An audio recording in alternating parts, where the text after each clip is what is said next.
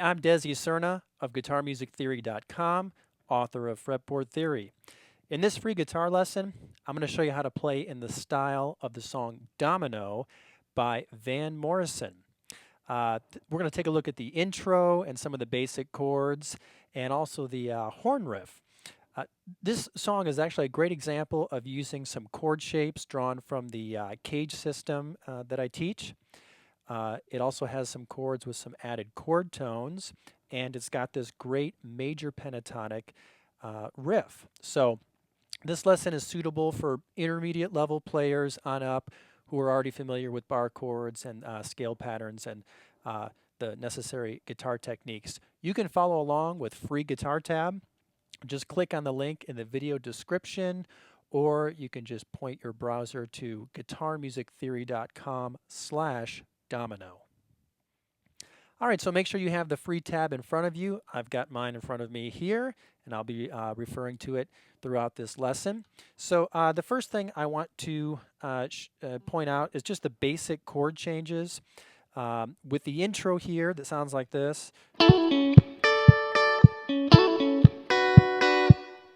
It's based on the chords A and D. So let's just think about those for a minute. Here's a standard A bar chord. Here's D. But we're going to play some slightly different chord shapes and voicings, and this is where we're going to apply what you learn with my caged system teaching. So we're actually going to play A up here in C form. So think about a C form bar chord on A here at the 12th fret of the 5th string. And we're just going to focus on strings 4, 3, and 2. So as you look at the tab, there's a little bit of technique involved, which I'll get to in a moment. But for now, you can just play that A shape like this. So that is a partial C form bar chord here. It's a type of inversion. You got the third of the A chord C sharp in the bass position. And then for the D chord, we're going to play D in E form. There's a D chord as an E form bar chord, but we're just going to play the first 3 strings. So we're going to get that particular voicing, also an inversion. You've got the third F sharp there in the bass. So rehearse just these chord changes, A and D.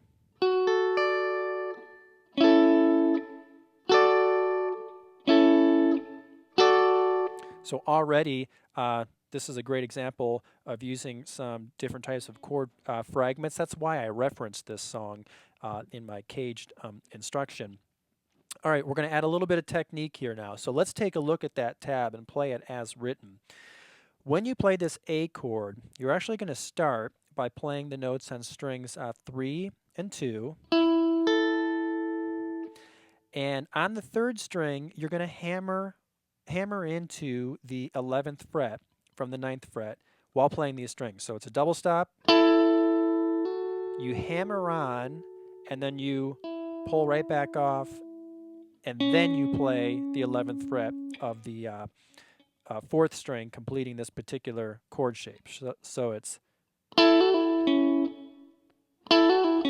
and that's right on the beat. So 1, 2, 3, 4.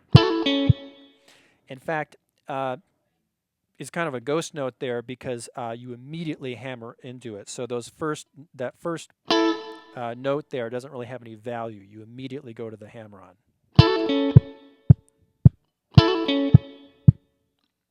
All right, might be a little fast depending on what level you're at with guitars. So rehearse playing that and then going to the D chord like this.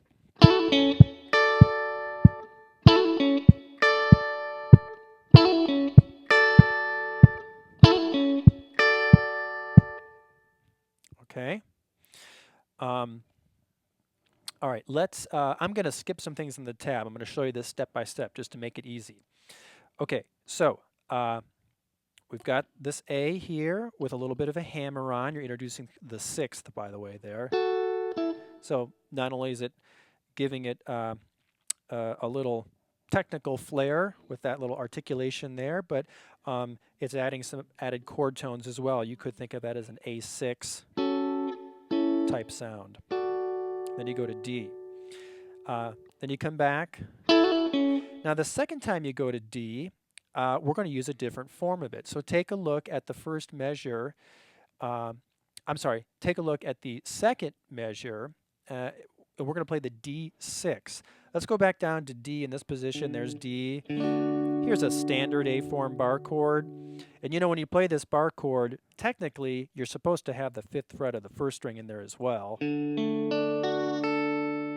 It's hard to get it to ring because sometimes your other finger it interferes. So a lot of people would just skip that first string when they'd use their bar chord, or some people might even do this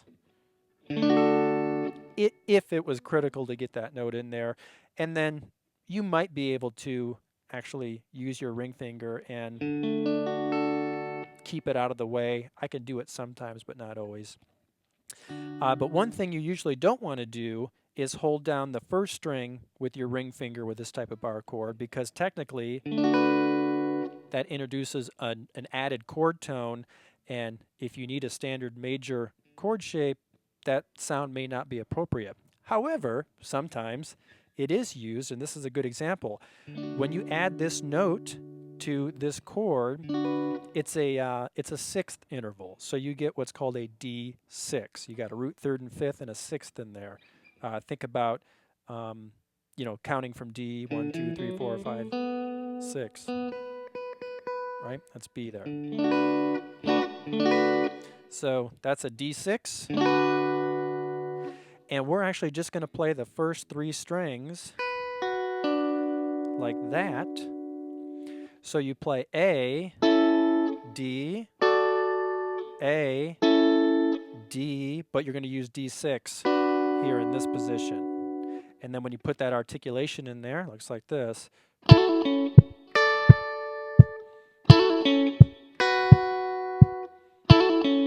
Notice that the D comes in opposite the beat.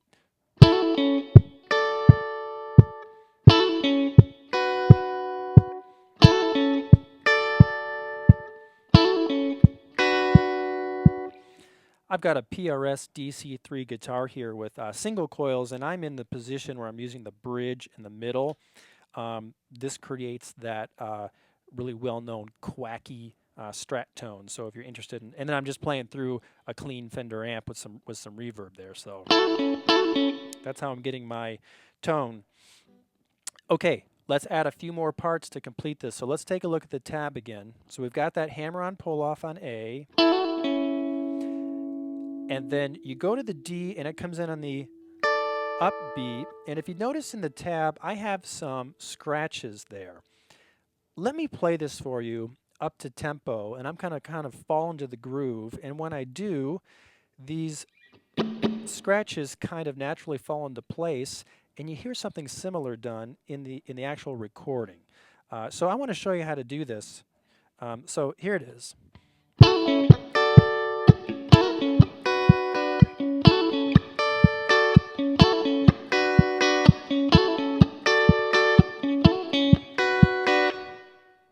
You hear that? So it kind of adds a percussive element to the rhythm part. So let me show you how to do that. So look at the tab. So you go. So that's a muted downstroke. Then you come up on that D.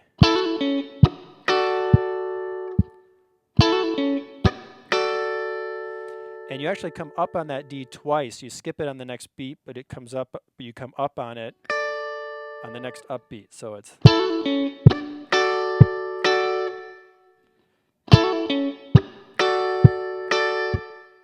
It's okay if your scratches sound a little messy. You can clean it up over time. And once you kind of fall into the groove and play this up to tempo, it's okay if those scratches are a little messy. Again, it just kind of adds some percussive element. It sounds good. All right, so. And then I put in a quick scratch again before I repeat.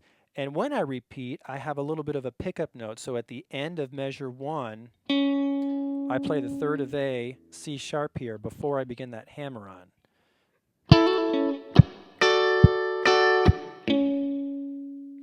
Now, this is on the upbeat, but I do not use an upstroke here just because I'm not able to. So my picking gets turned around a little bit, but I'm able to fall into the groove and make it work.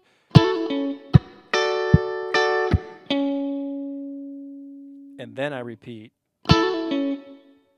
And then you follow the same rhythm, but you just go to the D6 now, but you have the scratches in the same place, the chord strums are in the same place. So the measure 2 is going to be, so measure 1,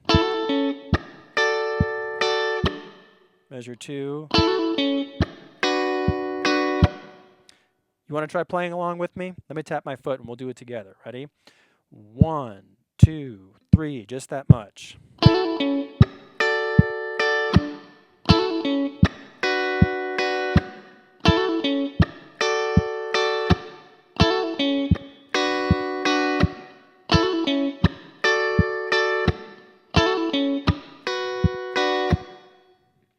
All we got to do is add in that little pickup note. A little tricky to put it in there, but this is what it sounds like when you put it in there. I don't do it the first time. I do it after that.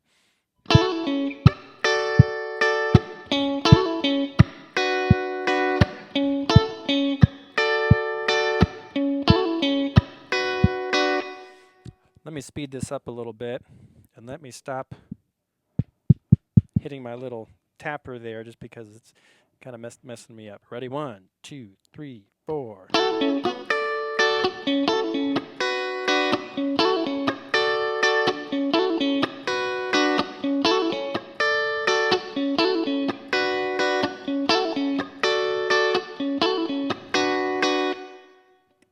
All right, so that's kind of the main signature guitar riff that opens up the song. You hear it repeated throughout the song, and there's some variation. So, you know, you can listen to the original recording. You could take a look at the official guitar tab if you want to take a closer look at some of the variations that are used. But that's basically it. You might be able to put your own variations in from there. And you'll use that rhythm in places throughout the whole song. There may be times when you just want to fill the space by just playing the bar chords, you know. And you could put in the 6th on that D while you're at it, you know.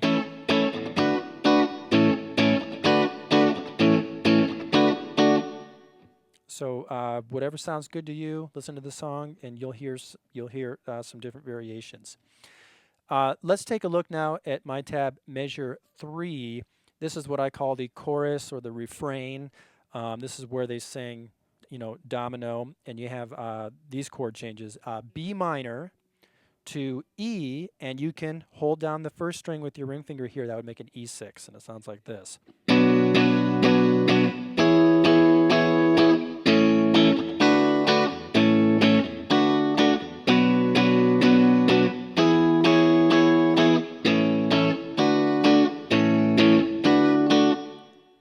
That pretty much completes the song.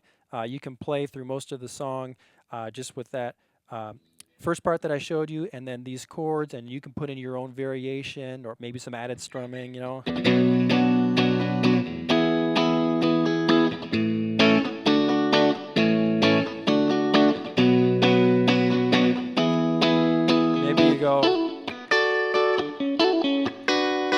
Maybe you come back to that in between. Your call. Listen to the song.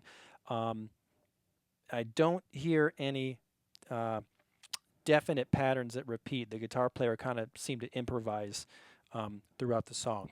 There is one more part I want to show you, and that is the horn riff. Now, it doesn't sound like the guitar is actually playing on the horn riff, but you know what? It's a great example of using the major pentatonic. The pentatonic is one of the most commonly used scales in popular music. If you are playing guitar riffs and solos, you're using the pentatonic scale. In rock and blues music, the minor pentatonic is used quite a bit, but major pentatonic occurs in popular music as well. And here's a great example. So this is where you have the breakdown after the chorus and the horns play this riff. And here, this is what it sounds like on guitar. This is measure 7 in my tab.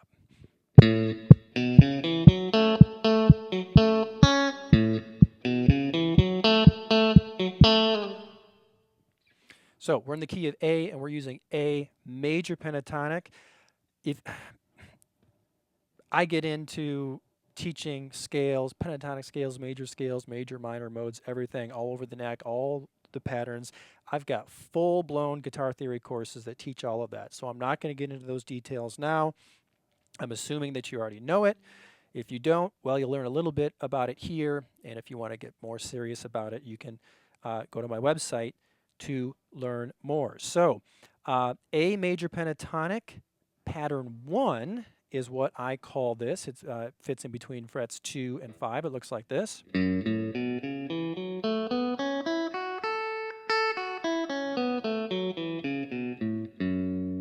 So here's A. These notes are A major pentatonic, or they're F sharp minor pentatonic. Same notes, same pattern. But in this case, we're hearing it over an A chord, and we're hearing A as the primary pitch. So we call this A major pentatonic.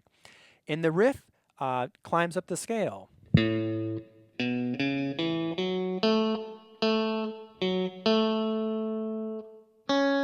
you kind of jump over there. So pay attention to the rhythm when notes land on the beat, when you rest, and when you play off the beat. So it's 1, 2, 3, 4.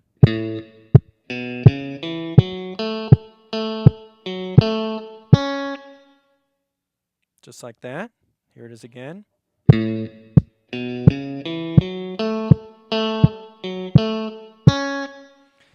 And then you begin to repeat.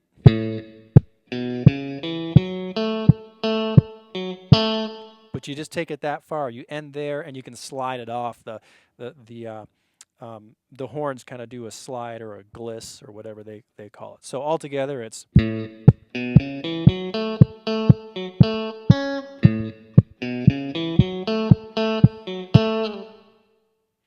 So that's it.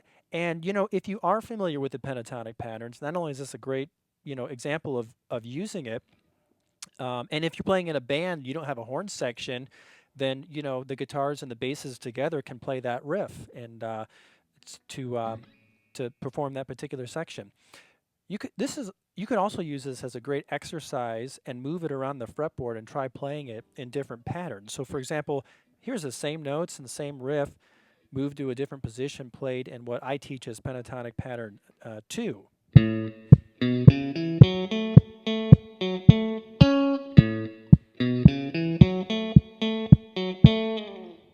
Right? Again, I'm not going to get into the patterns. I've got full-blown video courses that teach all of that stuff. You might start here at the 5th position and then move up and play in pentatonic pattern 3.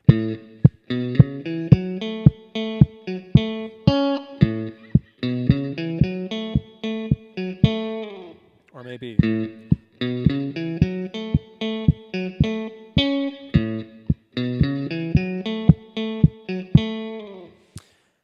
These sorts of exercises are great. It's good to learn how to play the same part in different positions and different patterns. It just kind of helps you get to know the fretboard better and get to know how a melodic line can be played the same, but it can be routed differently in different positions on the fretboard. It kind of helps train your fingers, helps train your eyes to get to know the fretboard better, helps train your fingers to get to know some of these patterns and shapes, and helps train your ear as well. If you've ever wondered how some players are able to pick up so well by ear, well, it's due in part because they know their way around the fretboard well. That makes a big difference. You can go on and try this in different positions. You could also transpose it up an octave. So instead of starting on this A, you might start here and do something like.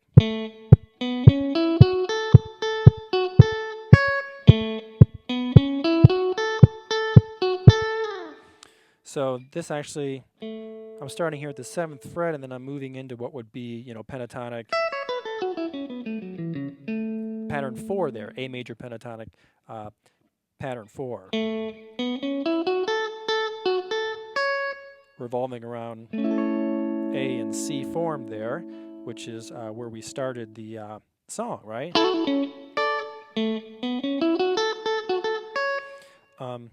When I play this, sometimes I like to replace the second with a minor third, as if I was playing the like the major blues scale. Just so instead of going, I'll go. Kind of gives a little bit of like a bluesy flavor.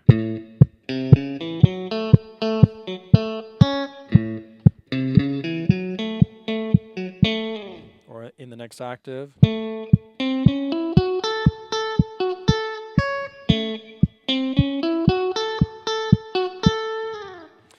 Great example of using the pentatonic there, and you could certainly not only play domino here, but you can take a similar idea and add it to your own compositions or improvisations. Well, I hope you have enjoyed this free guitar lesson. So we've really only covered a couple of parts here, but we really have touched on many important aspects of music. You know, we have some different types of chord shapes that are drawn from the cage system. We had some inversions. We had some articulations with those hammer-ons and pull-offs. We had some added chord tones, specifically the sixths, on a couple of chords. We had some technique with some muted strokes, and then we had this great pentatonic horn riff. And I gave you some examples of how you could play it in different positions, and even working a little bit of the minor third there for a bit of bluesy flavor. So if you would like to learn more about music theory for guitar, including guitar scales, chords, progressions, modes, and more, then go to my website at guitarmusictheory.com and join my email list. I've got some free mini email courses that I give away where you can start to learn some of the most critical aspects of music theory that will really help you understand the music that you listen to and really help you learn your way around the fretboard and play better. So if you would like to become a better player, if you'd like to pick up on songs better by ear, or just have a better understanding of what you're playing, if you'd like to improvise or compose your own music, I cover all of that in my guitar theory instruction that's on my website, and you can get started by free. Just join my email list. Well, thanks for watching. Please click like on this video and leave me some positive comments below. And don't forget to subscribe to my channel so that you can be notified when new free song lessons are added.